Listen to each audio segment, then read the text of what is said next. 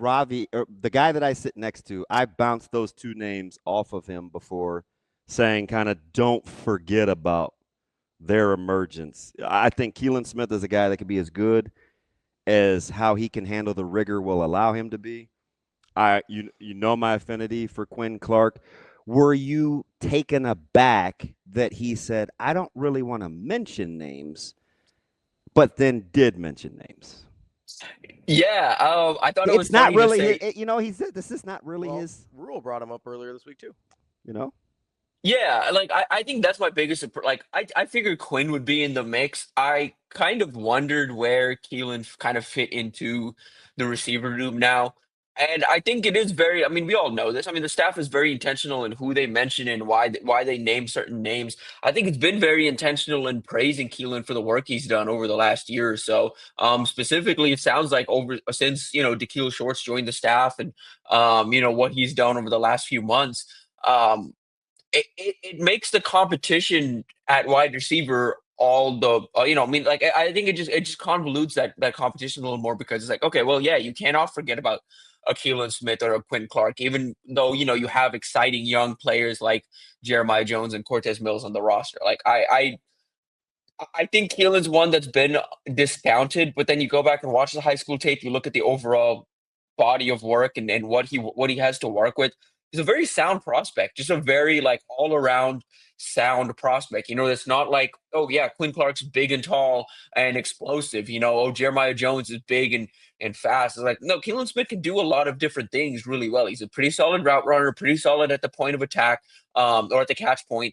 And well built, pretty well proportioned, can run solid routes, like kind of that hybrid between, okay, he's not a tank like Janarin Bonner necessarily, but he's a big body that, I think a corner Beautiful would have trouble. him yesterday. Yeah. It's a big bodied, thick, physical dude Big dude. in Bonner. Yeah, it's been a lot of talk across the SEC and the Big Ten about like girth recently. Like Janarin Bonner is one of those is like, good Lord, man. Like he's wide. Yeah. Yeah, he can do a lot. I keep saying we kind of sleep on him a little bit. I know. That's been my guy for like 2 years. I'm just waiting he- for him to break out. He can do a lot. He can do a lot. Tim, how do you feel about the depth in the wide receiver room? Because we talk about it like it's a fairly deep room, but then once we get past Key, Hunter, and Barney, there's a lot of kind of unknowns and not a ton of production. What do you think about the depth in that room?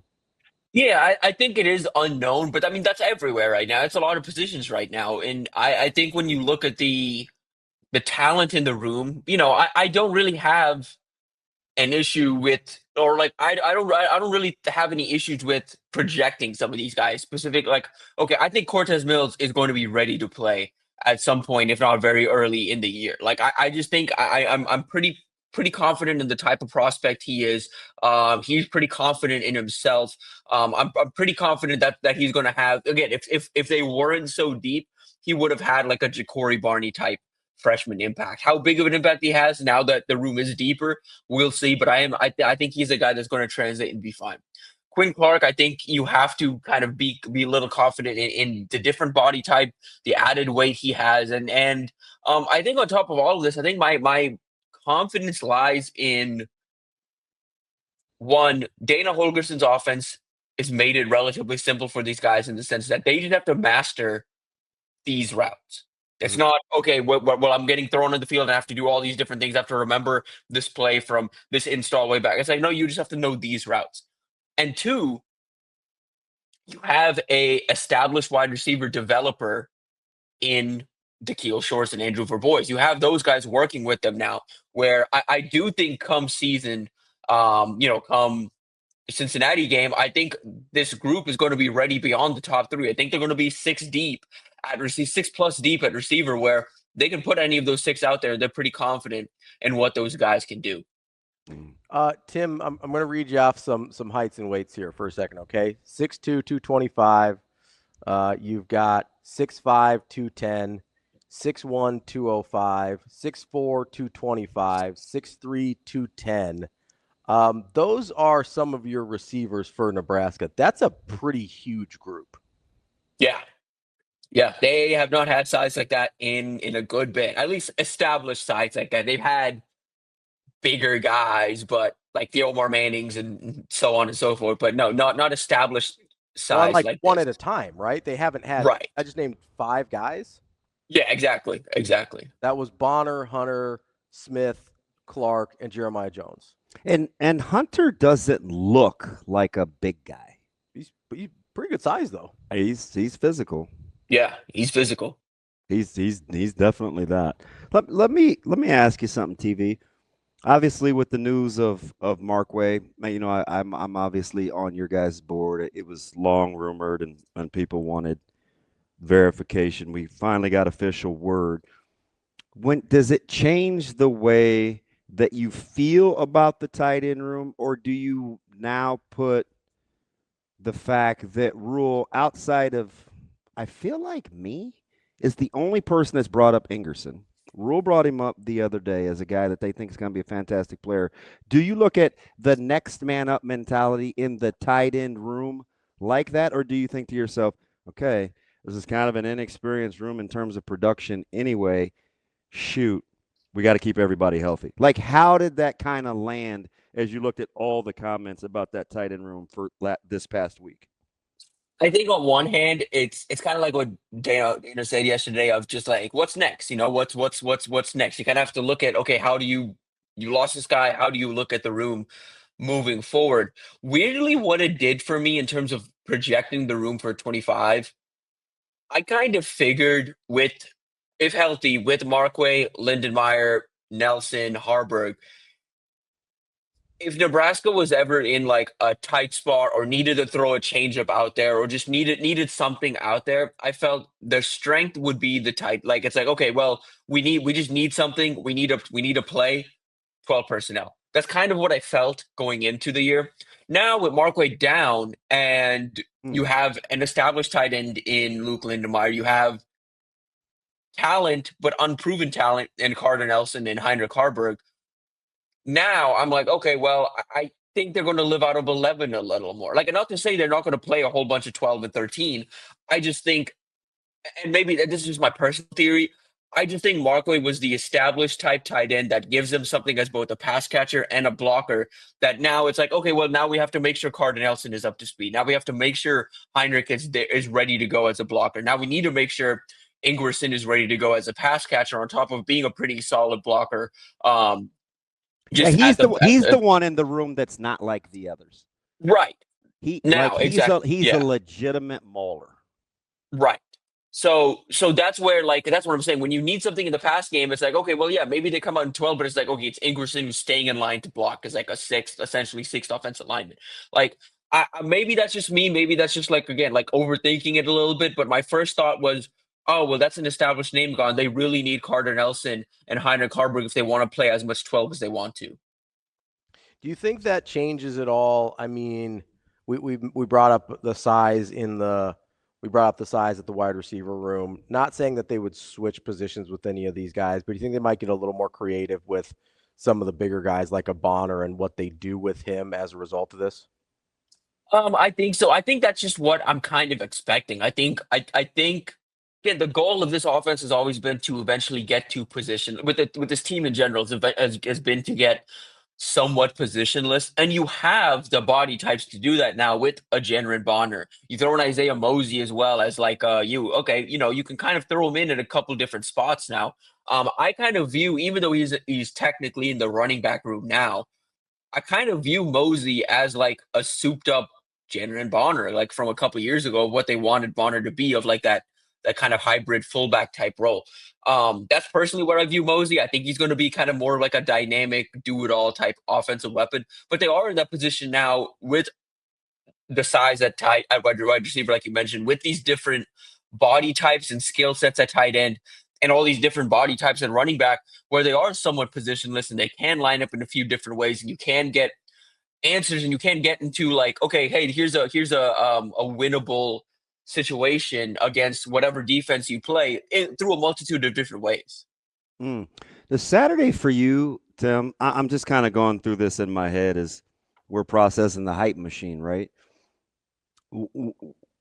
Do you prefer to go watch that experience kind of well talked about offensive line versus D line portion of practices, or these kind of new toys, these big rangy toys on offense with the depth in the secondary?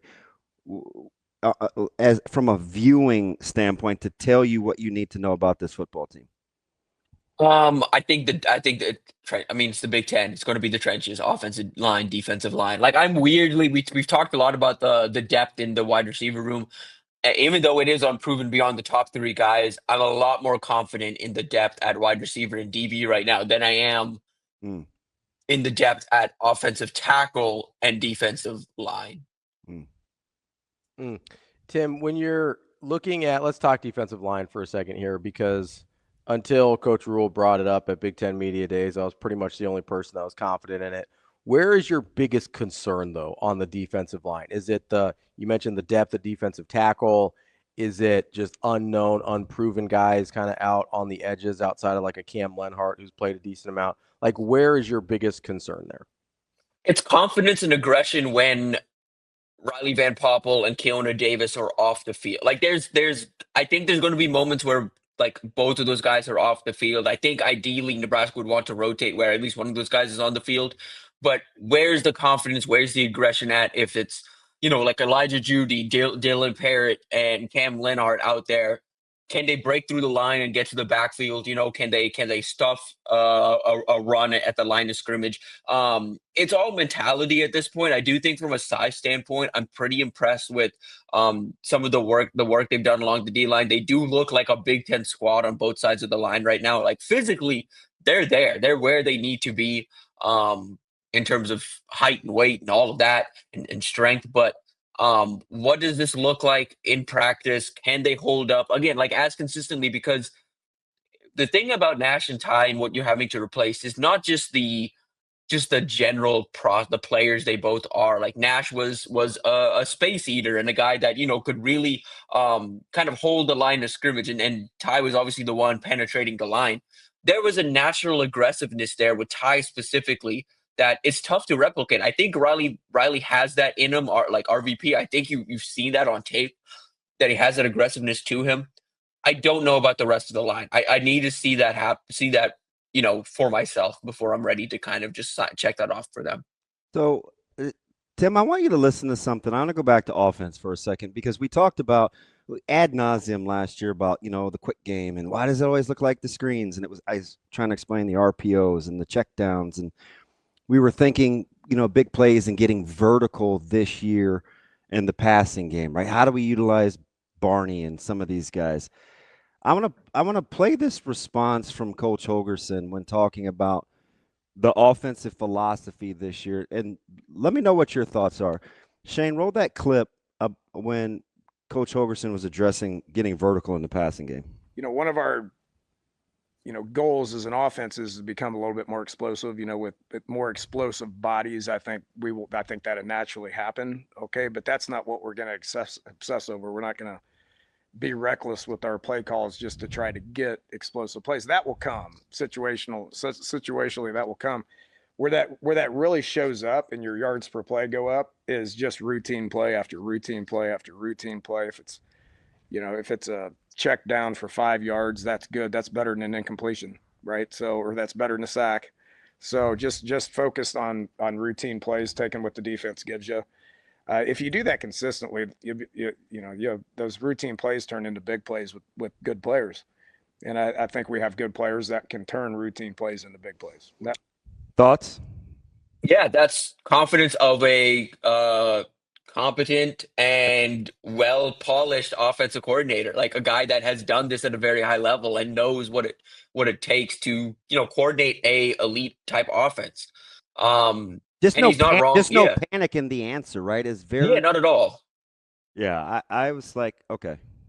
It is just like that's what you want, and just in general, like a confident, established coach is always going to get to that point. Yeah, David, but like it's going to get to that point where he says, if you execute the plays work. He knows that. I mean, it's Dana Holgorsen. Come on, the plays work.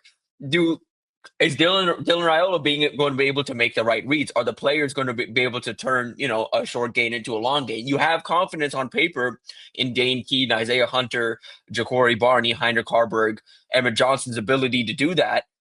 We have to see it obviously in practice, but yeah, I mean, I think there's definitely reason for confidence, and I think especially if we get back to again the Dylan Raiola we saw early in the season, the one that developed where he was processing through and taking the right read and was taking the check down and was comfortable with kind of dumping it off and not forcing a play. I think that's the Dylan Raiola we're going to get, one. And two, if we do get that guy, I do trust these playmakers to, turn that stuff into longer gains. I did notice when we were at practice, and we noticed it through spring too, it's a lot of what even though it's not air raid necessarily anymore, Dana Holgorsen's offense is so like the route combinations they're doing, what they're stressing to wide receivers and tight ends. It's so much about stressing defenses vertically and horizontally, and that's how you win. That's how you create matchups. That's how you create seams in the defense. And with the personnel Nebraska has, they can win in so many different ways right now. That I mean, I don't think they have to make it complicated. It's interesting. I immediately, when I heard that comment, I thought about a conversation I had with QC last year, or Quinn Clark last year, when, we talked all week. He was working, getting reps with the top units early in the week. And I didn't really talk to him after Thursday, but Saturday eating, I said, man, why'd you get my hopes up? I'm messing with him. I'm like, what happened? And TV, I'll never forget this. He looked dead at me, kind of shook his head, and he said, man, DB, I'm not going to lie to you. Your boy couldn't get lined up this week. Oof. And I just was like, it was the maturity and the reality of the truth of what he's, hey, listen, I got snatched, man. I wasn't getting lined up properly. I didn't get my shot. I didn't get my shot. And I pit that against Dana's comments about consistency and doing those simple things in the routine. And I'm like, those two things vibe, right? I see the natural byproduct of not having the opportunity, no matter how talented you are, because you can't do the routine. And then I hear it double down on philosophically yesterday about why they need to be able to do the routine, right? That's the first thing that I thought of. Yeah, very good observation. Another thing that just sticks out to me from that, you hear at other places and other schools, a guy transferred and it's like, yeah, well, I just didn't really know what the coaches thought of me, or I didn't know where I stand. I'm like pretty buried on the depth chart and don't know where I'm going. I think something, and this is from talking to players and coaches, like something Nebraska has done, especially with this new staff, under Rule in general, but especially with this new staff, they let everyone know why they are where they are. Like there's Yeah, it's pretty open. It's pretty and it allows for trust to grow between the players and the coaching. In this transfer portal era, the reason why I think Nebraska is positioned, if they start winning some games, to successfully retain the roster at a high level, is because they're honest and because they're like, okay, hey, you're not seeing the field right now. Here's how you can see the field. It's not that we don't believe in you. It's that you're not doing this thing right. It's not, okay, this guy's not doing it right. We're just going to ignore him and we're going to let him keep doing what he's doing. And eventually he's just going to filter through the program and transfer out. It's like, no, they want everyone to compete. Even the guys you may have forgotten about, guys that, it's like, oh, we talked about Keelan Smith at the top of this. Okay, yeah, Keelan Smith doesn't have the size of a Quinn Clark, maybe doesn't have the athleticism of a Jeremiah Jones, maybe isn't the route runner or wasn't the recruit that Cortez Mills was, but the staff hasn't given up on him and they see something valuable there and they've continued to develop him. And now he's going to probably play a role in that receiver room this fall. And if he doesn't, I expect him to stick it out because he's pretty locked in and pretty dialed into his development here under Da'Keil Shorts and Dana Holgorsen. Tim, we kind of use this term development, and it always, I feel like for a lot of people, it seems sort of like abstract and ambiguous. And it's like, well, this is a good developmental staff, but the last couple staffs weren't. And I feel like we kind of use that as a catch-all when a player doesn't meet our expectations for some reason or another. But is it really just as simple as what you described as the coaches taking the time and being intentional, be like, hey, this is the reason you're not getting on the field. This is what we need you to do to get on the field. I mean, outside of the like strength and conditioning and nutrition and stuff like that, like, is it really just that simple in terms of being a developmental program? When you have everything else in place, like Nebraska does, like the strength and conditioning program, like the nutrition program, like the facilities, when you have everything else in place, yeah, it is that simple. And especially when you have coaches on both sides of the ball that are established. You have a DeKeel Shorts that, can point to what he's done with, um, you know, uh, guys at Kentucky, guys at Houston, specifically Tank Dell, Dane Key over the last year can probably speak to it. Barian Brown at Houston, Matthew Golden, now first round pick. When you have that experience at receiver, when you go to the defensive side of the ball, you look at Addison Williamson, you look at what he did at UCF, and you go to Terry Braden, and you see what the way the guys on the D line talk. It's like, yeah, that guy was coaching Chris Jones last year, and now he's coaching me. Of course, I'm going to listen. They straight up said that. And so. When you have those guys, when you have the resume as well, yeah, I think it's going to be listened to, and at least they're going to take their shot. And at least give it their best shot. It's like, okay, yeah, 2-3 years down the line, if the development isn't there, then something changes. But as long as the development is there and you're starting to see the proof in the pudding, and so far the staff has some proof in the pudding to show to kind of display. I mean, think about all the stories we've had from the last year. Guys maybe not get drafted, but John Bullock turning into what he did at this program. Nash and Ty turning into who they did. On the offensive line, Bryce Benhart, kind of turning his career around. There's guys in this program that saw Bryce Benhart at his lowest and what the talk around Benhart was and where Benhart ended his career. And they saw that turnaround. And the only thing you can point to is the development of Matt Rule and Donovan Raiola. Let me ask you something to the counterpoint. If we're talking, like, obviously, because DH was the one that talked yesterday, this has kind of been offensively dominated. Have we allowed ourselves to think if these guys are being coached up by the guys that they are, the impact that it naturally has on the defense with the efficiency that the offense likes to operate under, the byproduct of what naturally has to happen if you want to be formidable defensively to stop these guys, right? I mean, the defense is just naturally going to be better by seeing an offense that is ran by a guy that is philosophically pays attention to detail like Holgorsen. Yeah, absolutely. And you're also going to be challenged by quarterbacks with, again, and no disrespect to anyone that's been in the the past few, but you're challenged differently because of the depth at quarterback behind Dylan Raiola as well. You're challenged by Mark Stavilla's ability to push the ball vertically. You're challenged by Jalen Gramsted's general understanding of the playbook and his ability to check things down. You're challenged by TJ Latif's mobility to pair with, what he can do, through the air. So he's a savvy son of a gun for a pup. Yeah, they're gonna that's the thing. I think the defense is getting all kinds of different looks because of the different types of quarterbacks Nebraska has in the room right now. And real quick, we touched on it earlier, but it's about Dana Holgorsen making things simple to create, vertical plays and shot plays.